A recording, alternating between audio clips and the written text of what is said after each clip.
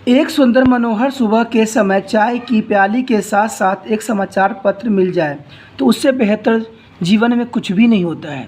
Hello दोस्तों, कैसे हो? आपका त्रिपाण स्टडी सेंटर में आपका स्वागत है। ठीक है, इसमें जो हम करने जा रहे हैं आज क्लास 10th NIOS बोर्ड का, ठीक है, होम साइंस का चैप्टर जो है 21, ये है दैनिक जीवन में नैतिकता। आप समझ गए होंगे कि दैनिक जीवन में नैतिकता का मतलब क्या होता है। ठीक है, जो हमारे दैनिक जीवन में जो हमारा होते हैं, जो हम लोग करते हैं, उनके बारे में है।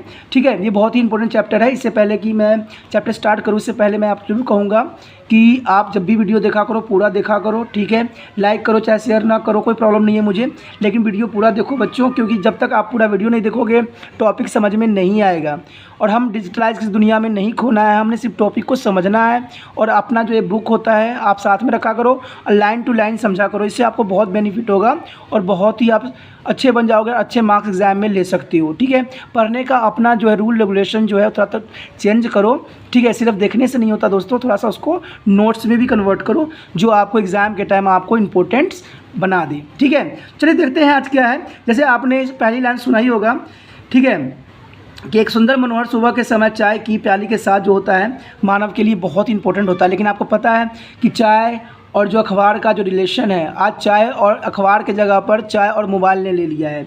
ठीक है, तो कहते हैं किंतु इन समाचार पत्रों में हम क्या पढ़ते हैं? आपने देखा होगा जब भी समाचार आप पढ़ते हो, ठीक है, क्योंकि हम नैतिकता के बारे में कर रहे हैं तो आपको पता होना चाहिए इसमें लालसा, भ्रष्टाचार, भेदभाव, डकैती या ऐसी ही अनेक विषय पर अखबार पढ़ते हैं। इनको पढ़कर हमें अपनी सुरक्षा और संरक्षण चिंता होने लग जाती है। भारत को हमेशा से ही उच्च आचरण और नैतिक मूल्य वाला देश माना गया है। क्या हमारा समाज, देश स्वयं हम में होने वाली परिवर्तन इस विचारधाराओं के परिवर्तन कर रहा है? क्या हम उच्च मूल्य की अपनी व्यवस्था को खो रहे हैं या यह मात्र चरण है जिसे हमारा देश गुजर रहा है? दोस्तों, हमारा देश में बहुत चीज़ें जो हैं चेंजेस हो रहे हैं जो लोग एक्सेप्ट जल्दी नहीं कर रहे हैं। ठीक है, और इन सब के कारण जो होता है हम सभी ने मूल्य जो सामान्य मूल्य ग्रहण किया और इसके बावजूद हम में से कुछ ऐसे भी हैं जो सफलता के फटाफट रूप में अन्य नैतिकता के मार्ग पर चल रहे हैं। क्या सादा ही नैतिकता रूप से सही होना महत्वपूर्ण है? चलो इसी विषय पर जो है हम चर्चा करते हैं। सबसे पहले तो ये जानने की कोशिश करते हैं कि मूल्य और नैतिकता होती क्या है। कह सकते हो आपके मूल्य तथा नैतिकता जो होते हैं। आसिफ एक शहर में टैक्सी ड्राइवर है। ठीक है, एक दिन एक यात्री का ब्रीफकेस उसकी गाड़ी में रह गया। आसिफ जब दोपहर भोजन करने अपने घर जा रहा था तो उसकी नज़र उस पर पड़ी। उसे समझ नहीं आ रहा था कि उसे क्या करना चाहिए। उसने इस ब्रीफकेस को खोलने का विचार बनाया ताकि उस व्यक्ति का नाम व पता मिल सके। जब उसने ब्रीफकेस खोला तो वो उसके अंदर देखा दंग रह गया, क्योंकि उसमें अनेक मूल्यवान दस्तावेज तथा नगद पड़ा हुआ था। उसमें से एक कार्ड मिला जिसमें ब्रीफकेस के स्वामी का नाम व पता लिखा था। वह तुरंत उस पते पर गया और उसे ब्रीफकेस को वापस कर दिया। उसका स्वामी यह देखकर बहुत खुश हुआ। उसने आसिफ को उसकी ईमानदारी को पुरस्कार दिया। देखिए दोस्तों, ये बात जो थी एक नैतिकता की सबसे इम्पोर्टेंट थी कि इंसानों में अभी भी नैतिकता की भावना जो है मरी नहीं है। अभी जो इंसान है अभी भी नैतिकता के गुणों पे चल रहे हैं। ठीक है, उसके बाद देखते हैं क्या है। यह एक बहुत ही अच्छा गुण है जो बहुत कम दिखाई लोगों में देता है। तो आपको पता ही है, वह उस बैग से रोक कर निकाल कर उस बैग के फेंक सकता था, किंतु उसने ऐसा नहीं किया। उसने पैसों को निकाल के उस बैग को फेंक सकता था, लेकिन ऐसा नहीं किया क्योंकि उसमें इंपॉर्टेंट दस्तावेज भी थे। उसके विवेक ने उसे ऐसा करने नहीं दिया। उसने सही निर्णय लिया। ईमानदारी वह मूल्य है जो असीम के पास, देखिए ईमानदारी एक मूल्य है जो अच्छे व्यक्ति के पास ही हो सकता है। आप यह सोच रहे होंगे कि मूल्य क्या होती हैं, ये कहाँ से आते हैं, क्या मूल्य नैतिक से भिन्न होते हैं? और ऐसे ही अनेक सवाल आपके मन में घूम रहे होंगे। तो घूम ही रहे होंगे कि नैतिकता होती क्या है, मूल्य क्या होता है। तो मूल्य तो आप समझ रहे होंगे कि मूल्य होती क्या है। किसी चीज़ की मूल्यता नहीं होती है, उसकी ईमानदारी, उसकी अच्छाई का मूल्य होती है। अब आप जान चुके हैं कि अफीम एक ईमानदार टैक्सी ड्राइवर है। ईमानदार होने के साथ साथ वह विश्वसनीय तथा जिम्मेदार भी है। वह अब इस बात के लिए जाना जाता है कि वह अपने यात्रियों के साथ बेईमानी नहीं करता है। इस प्रकार हम कह सकते हैं कि मूल्य वह अवधारणा है, देखिए मूल्य वह अवधारणा है जिसे एक व्यक्ति धारण करता है जो अत्यंत महत्वपूर्ण है और चेतना के विकास में सहायक होता है। आपकी चेतना आपके आंतरिक पुलिस है। ठीक है, देखिए आंतरिक पुलिस है क्योंकि आपको जो आपकी चेतना है आपको सही मार्गदर्शन दिखाने की कोशिश करता है। यह पुलिस वाला आपको आपके मूल्य के आधार पर आपकी क्रिया के चयन में सहायता होता है। सुरेश आसिफ का मित्र है और उसके मूल्य भिन्न प्रकार के हैं। वो प्रायः अनैतिक रूप से व्यवहार करता है और यात्रियों के साथ बेईमानी भी करता है। वो अपने यात्रियों को लंबे मार्ग से ले जाता है या उसे मीटर की रीडिंग में गड़बड़ी करता है ताकि उसे अधिक से अधिक पैसे वसूल सके। वह कई बार असीम से उसकी ईमानदारी को लेकर बहस करता है। असीम ने सुरेश को कई बार समझाया कि व्यक्तियों को अपने व्यक्तित्व और व्यावसायिक जीवन में सच्चाई के मार्ग पर चलना चाहिए। हर कार्यस्थल या व्यवसाय के कुछ नैतिक मूल्य होते हैं जिनका सदैव अनुसरण करना चाहिए। इस प्रकार हम यह निष्कर्ष निकाल सकते हैं कि जिन मूल्य को हम साधारण कहते हैं उनके आधार पर हम अपने कार्यस्थल को नैतिक मूल्य को समझ सकते हैं। यानी मूल्य वो विचार या अवधारणा है जिन्हें हम विशेष गुणों के रूप में धारण करते हैं और उन्हें हम बचपन से सीखते हैं। इन मूल्यों को हम अपने माता पिता तथा अपने आसपास के वातावरण से ग्रहण करते हैं। उदाहरण के लिए दूसरे की देखभाल करना एक मूल्य है। दूसरे को देखभाल करना दोस्तों एक मूल्य होती है, जबकि नैतिकता हमारे मूल्य की जांच करती है कि हम गलत कर रहे हैं कि सही कर रहे हैं। तो ये जांच जो करेगा वो कौन करेगा? कोई व्यक्ति करेगा, ठीक है, और वो आपको सही और गलत का बताएगा। यह वह तरीका है जिसका व्यवहार हम विभिन्न स्थितियों में कर सकते हैं। यानी ये जो ऐसी चीज़ है जिसको हम कहीं भी कर सकते हैं। अब चलिए तो कुछ देखते हैं कि जीवन के मूल्य में और कार्यस्थल के मूल्य में दोनों में क्या अंतर है, क्योंकि ये चीज़ें जो है बहुत ही इंपॉर्टेंट मायने रखती है। जीवन के मूल्य में जो होती है दोस्तों, उसमें होती है ईमानदारी व निष्ठा, ठीक है। और कार्यस्थल में क्या होती है? संगठन के प्रति ईमानदारी व निष्ठा। देखिए, संगठन जो होती है, आप कहीं कार्यस्थल में काम करते हो तो पूरा संगठन का जिम्मेदारी जो होती है आप पे होती है। अगर आप गलत मार्ग पर चल रहे होते हो तो उसका प्रभाव सभी व्यक्तियों पर अवश्य ही पड़ेगा। कार्य के प्रति आदर रखते हैं हम। जीवन के मूल्य में होता है ना कि हम कार्य करते हैं उस पर आदर रखते हैं, ठीक है। इसमें ये होती है कि सौंपे गए कार्य के प्रति आदर। जो सौंपा गया आपको कार्य उसको समय पे करना, उसको सही व्यवस्थित करना, ये आपका मूल्य होना चाहिए। समय पालन, नियमितता और अनुशासन करना बहुत इसमें जरूरी है। इसमें भी सेम ही होगा दोस्तों, क्योंकि समय पालन, नियमितता और अनुशासन ही इसका भी उद्देश्य होती है। दूसरे के प्रति शिष्टाचार तथा नम्रता होना बहुत ही जरूरी होता है। इसमें यही होता है कि संसाधनों का विवेकपूर्ण उपयोग करना। संसाधनों का उपयोग करने का मतलब यही होता है दोस्तों, क्योंकि आप जो क्या करते हो, गाड़ी व्हीकल कुछ भी होता है वो उसको धुनाधुन चलाते हो। 2 कदम पैदल भी जाना आपके लिए दुश्वार नहीं होता है। तो आप क्या करते हो, जो संसाधन है उसका क्या करते हो, व्यर्थ का उपयोग करते हो, जिससे की वजह से काफ़ी नुकसान होता है, ठीक है। पहल करना इसमें होता है सहकारियों के साथ शिष्टाचार और नम्रता रखना, क्योंकि सहचारियों के साथ इसमें सहभागिता और शिष्टाचार होना बहुत ज़रूरी है।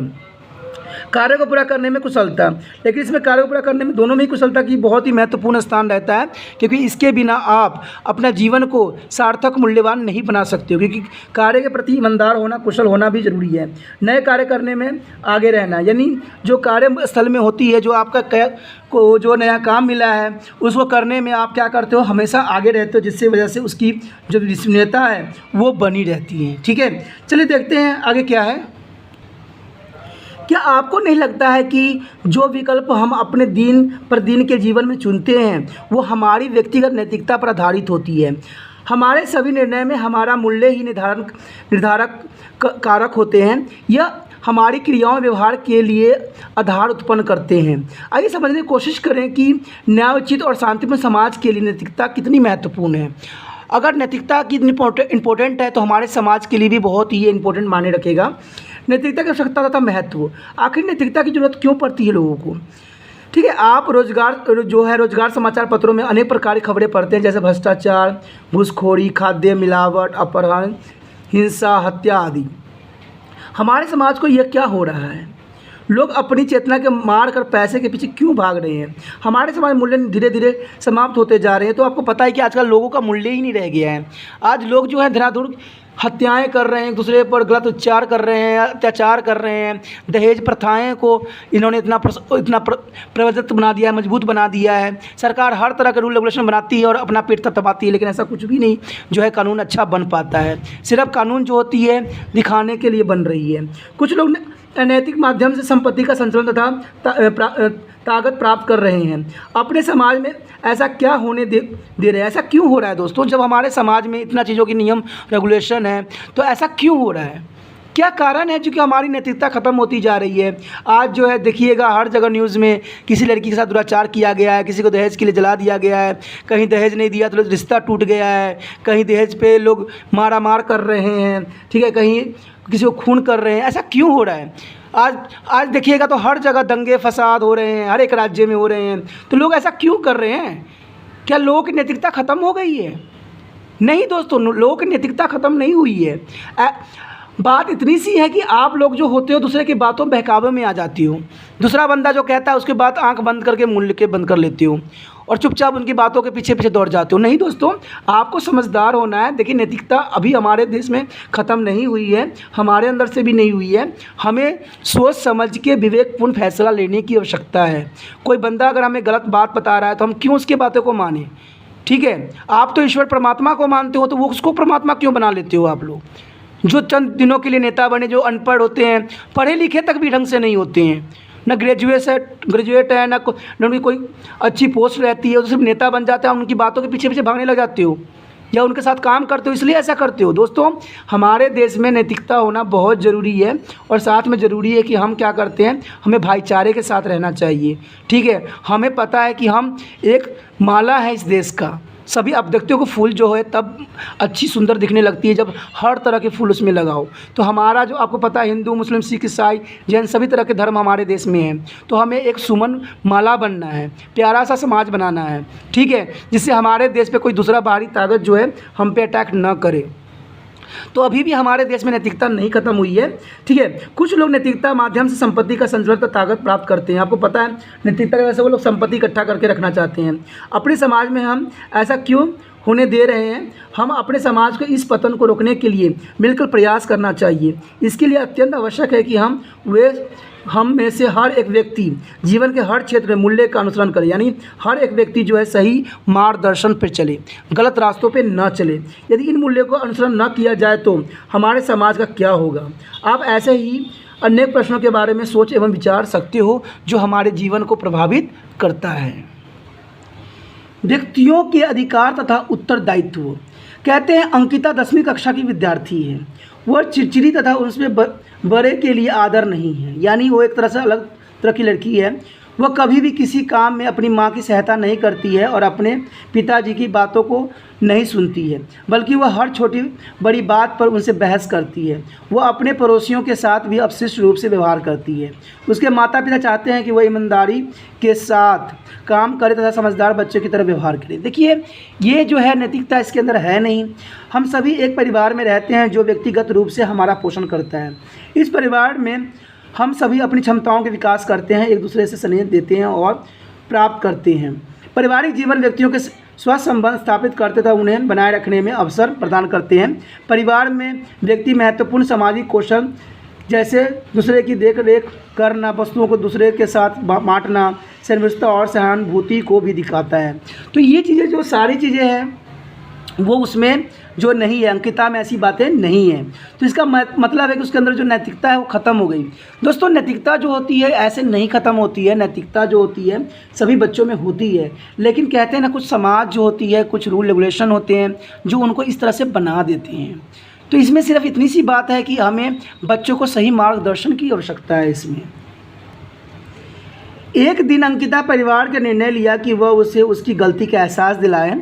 जब एक दिन अंकिता देर से सोकर उठी और स्कूल जाने के लिए जब जल्दबाजी करने लगी, तब वह अपने चीज़ों के लिए दूसरे पर चीखने लगी, लेकिन किसी ने उसकी बात नहीं सुनी। वह किसी तरह तैयार हुई और स्कूल देर से पहुंची। देर से आने पर उसे स्कूल में डांट पड़ी। अब जब अंकिता दोपहर में घर आई तो उसकी माँ ने उसे पूछा कि सुबह के अनुभव के बारे में उसे कैसे लगा। अंकिता को महसूस हुआ कि यदि वह उसी प्रकार से अपशिष्ट, अनादरपूर्ण तथा असहयोग रूप से व्यवहार करेगी तो दूसरे भी उसके साथ इसी प्रकार व्यवहार करेंगे। क्या आपने भी कभी अंकिता की तरह व्यवहार किया है? आपको कैसे लगता है यदि आपके परिवार के सदस्य ने भी आपके साथ इसी प्रकार व्यवहार किया है? देखिए दोस्तों, एक बात तो आपको पता होना चाहिए कि आप जिसके साथ जैसा व्यवहार करोगे वो भी आपके साथ वैसा ही व्यवहार करेगा, क्योंकि यही तो नैतिकता होती है। आप अगर कहते हैं ना कि आप पेड़ लगाओगे कांटों का, तो फल आपसे कहाँ से प्राप्त होगा? जब आप दूसरे के साथ रूखे तरह से व्यवहार करोगे तो वो भी आपको दूसरे बंदे से रूखे व्यवहार का ही आपको रिस्पेक्ट होगी, वो दूसरे व्यक्ति जो होगा रूखे व्यवहार ही करेगा। तो यही इंसानों को नैतिकता को उजागर करती है। अंकिता ने अपनी गलती के महसूस किया और अपनी माँ से वादा किया कि वो भविष्य में वो जिम्मेदारी के साथ कार्य करेगी। अब अंकिता अपनी दादी के हर छोटे मोटे कामों में मदद करती है। उसने अपनी दादी की मासिक जांचों के लिए चिकित्सालय से ले जाने की जिम्मेदारी ले ली है। उसने सब्जी वाले के बच्चे को पढ़ाना शुरू कर दिया है। इसलिए हम समझ गए हैं कि वह एक परिवार में अन्य समुदाय में सदस्य के रूप में हर व्यक्ति कुछ अधिकार होते हैं और कुछ कर्तव्य भी होते हैं। देखिए, आपको पता ही होगा कि अधिकार और कर्तव्य जो होते हैं एक ही सिक्के के दो पहलू होते हैं। ठीक है, अगर आपको अधिकार मिला है तो आपको कर्तव्य भी है। अगर आपको कर्तव्य अब निभा रहे हैं तो ये आपका अधिकार भी बन जाता है। तो यही कह सकते हैं कि कर्तव्य और अधिकार जो है एक ही सिक्के के दो पहलू है। इसके एक दोनों के बिना एक दूसरे से अधूरे हो जाते हैं। जब अधिकार और कर्तव्य एक साथ चलते हैं तभी समाज में चारों ओर शांति और समस्या के वातावरण बन जाता है। तो कह सकते हो दोस्तों कि अगर आपने शांति है चाहिए समाज में, तो यही बात है कि अधिकार है तो कर्तव्य है, तो दोनों को ही लेकर साथ में चलें और दोनों का ही बहुत ही साधनपूर्ण उसका पालन करें। स्वयं की जांच करने तथा देखने के लिए, ठीक है, दूसरे को देख रेख तथा आदर करना। देखिए क्या इसमें बताया गया है, स्वयं की जांच करने तथा देखने के लिए कि क्या आप कभी दूसरे पर निरादर करते हैं। निम्न 6 प्रश्नों का उत्तर आप इसके बारे में जान सकते हैं। देखिए, जब आप कमरे में प्रवेश करते हैं तो क्या आप हर एक व्यक्ति को प्रणाम करते हैं। जब आप अपने मित्रों के घर जाते हैं तो वहाँ से वापस आते समय क्या आप बुजुर्गों को प्रणाम करके आते हैं। जब आपके मित्र आपके घर आते हैं तो क्या आप उन्हें अपने परिवार के दूसरे सदस्यों से मिलाते हैं। जब आप बुजुर्गों से बात करते हैं तो क्या आप अपनी आवाज़ ऊंची रखते हैं। क्या आप अपनी माँ को बताए बिना बाहर जाने की योजना बनाते हैं या परिवार के अन्य सदस्यों के बारे में सोचे बिना अपनी पसंदीदा कार्यक्रम देखने के लिए टीवी चैनल बदल देते हैं। क्या आप महत्वपूर्ण दिनों में परिवार से दूर रहते हैं। देखिए दोस्तों, ये सब जो बातें हैं वो नैतिकता को दर्शाता है। ऐसा जो है आपको पता है हमारा समाज जो है धीरे धीरे इन चीज़ों को कहीं भी नहीं देखने को आजकल बच्चों को मिलता है। ठीक है, तो इसी चीज़ को तो नैतिकता कहते हैं, क्योंकि आज जो है बच्चे जो है मोबाइल नेट और इन्हीं चीज़ों में आज खो गए हैं। उनमें नैतिकता की भावना ही नहीं रह गई है। मैं एक बात हमेशा कहता हूँ कि किताब जो होती है ना, हमें अच्छे से अच्छे बनने की बातें सिखाती है। और किताब सिर्फ आप लोग पढ़ो मत, समझो, ठीक है, और उसको अपने जीवन में अनुसरण करो कि भाई इसमें कहा क्या गया है। हमें एक आदर्श में व्यक्ति बनना है, तभी हमारा देश और हमारा समाज खुशहाल रहेगा। ठीक है, अगर देश खुशहाल है तो आपका परिवार भी खुशहाल हो जाएगा। अगर आप आदर करते हो तो आपको देख के दूसरे व्यक्ति करते रहेंगे और हमारा समाज जो है एक सत्यमय बन जाएगा। ठीक है, अंकिता ने अपने चचेरे भाई को यह प्रश्न करते हुए सुना जो कि कुछ वर्ष पूर्व तक वह भी पूछा करती थी कि मैं किसी का सम्मान केवल इसलिए क्यों करूँ, वह मुझसे बड़ा है। लेकिन अंकिता के पास अब इस प्रश्न का उत्तर है। इसका साधारण सा उत्तर यही है कि व्यक्ति को सभी के प्रति आदरपूर्ण व्यवहार करना चाहिए, चाहे वह आपसे बड़ा हो या छोटा हो। देखिए दोस्तों, ये बात कभी भी मान्यता नहीं रखती है, ठीक है, कि आप आदर का मतलब ये नहीं कि आप पैर छू लो और बाद में उसके साथ दुराचार उनके बारे में गलत बोलो। सिर्फ आदर रखना है, आपके मन में उनके लिए शिष्टाचार रखना है। अगर आदर आपके मन में है तो आप ऑटोमेटिक ही जो है आप उनको प्रणाम करोगे, क्योंकि कहते हैं ना जिसके प्रति आदर होता है हमारा सर उसके लिए ज़रूर झुक जाता है। तो इसमें सही बात अंकिता ने बोली कि आदर सम्मान जो होता है सिर्फ एक व्यक्ति की, बड़े व्यक्तियों के लिए नहीं होना चाहिए, एक छोटे व्यक्ति के लिए भी होना चाहिए, क्योंकि आपके सामने छोटा व्यक्ति भी और बड़ा व्यक्ति भी एक सामान्य है। ठीक है, दोनों को ही करो। अगर बच्चे को कहते हो बच्चों नमस्ते, तो वो भी आपको जवाब देंगे नमस्ते। तो इससे आदर मिला ना। कहते हैं ना गिव और टेक का यहाँ पर सिस्टम है। अगर आप किसी के साथ अच्छा व्यवहार करोगे तो वो भी आपके साथ अच्छा व्यवहार करेगा। अगर आप किसी को कहोगे हटो यहाँ से, तो वो भी कहेगा चलो हटो। तो आपको पता है ना, जैसा आप करोगे, कहते हैं ना जैसा करोगे वैसा ही आपको भी मिलेगा। दूसरे से सम्मान प्राप्त करने के लिए आपको भी दूसरे को सम्मान करना पड़ेगा। वही बात है, अगर आप सम्मान चाहते हो तो सम्मान आपको देना पड़ेगा, तभी आपको सम्मान प्राप्त होगी। सम्मान दूसरे के प्रति प्रेम या आदर की अभिव्यक्ति का एक माध्यम होता है जहाँ पर आपको अच्छे से अच्छे व्यक्तित्व प्राप्त होती है। दूसरे लोग हमारा सम्मान करते हैं तभी यह अत्यंत महत्वपूर्ण है कि हमें भी उनका सम्मान करना चाहिए। इसका अर्थ नहीं है कि हम दूसरे की बातों को स्वीकार कर लेना चाहिए। कई बार ऐसा होता है कि हम दूसरे की बातों पर दृष्टिकोण से सहमत नहीं होते हैं, आपको पता है उनकी बातों से सहमत नहीं होते हैं। यह समझाना आवश्यक है कि चाहे आप किसी के विचारों से सहमत हैं, किंतु इस असहमति की अभिव्यक्ति नम्रतापूर्वक की जानी चाहिए। प्राय युवा वर्ग अपने बुजुर्गों से असहमत होते हैं और इसी प्रकार के मतभेद मानव समाज में परिवर्तन को जन्म देते हैं। तथापि हमें यह सदैव याद रखना चाहिए कि अपने विचारों अभिव्यक्ता करना हमारा अधिकार है, किंतु इस अभिव्यक्ता को आदरपूर्ण प्रस्तुत करना हमारा कर्तव्य भी है।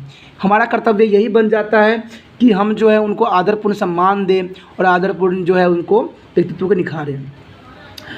ठीक है, तो ये तो आपने समझ लिया होगा यहाँ तक कि बहुत ही इसमें जो है हमारा नैतिकता के बारे में बताया गया है कि हमारे जीवन में नैतिकता कैसी होनी चाहिए। ठीक है, ये तो हमारा अपना घर का था, तो हमने इसके बारे में डिस्कस किया और जाना। ठीक है, लेकिन दोस्तों आगे जो है हमारा जो है कार्यस्थल भी आते हैं जहाँ पर हमें इन चीज़ों का आचरण करना बहुत ही आवश्यक हो जाता है। तो इसी के विषय में हम इसके जो है बी पार्ट में पढ़ेंगे, क्योंकि आपको पता है अधिक बड़ा वीडियो होती है तो आप लोग इतना नहीं देख पाते हो और समझना भी आपको सही नहीं लगता। तो मेरा विचार तो यही है कि अगर आधा घंटे से तक हो वीडियो तो आप काफ़ी अच्छे से समझ लोगे और समझने की कोशिश भी करोगे। ठीक है, छोटा टॉपिक ही बहुत प्यार से समझा जाता है। ठीक है दोस्तों, इसी के साथ जो है आपने त्रिपाण स्टडी सेंटर में आके देखा, इसके लिए धन्यवाद। हम अगले वीडियो में मिलेंगे इसके बी पार्ट में एक इसी टॉपिक के साथ। ओके दोस्तों, अपना ध्यान रखना, बाय।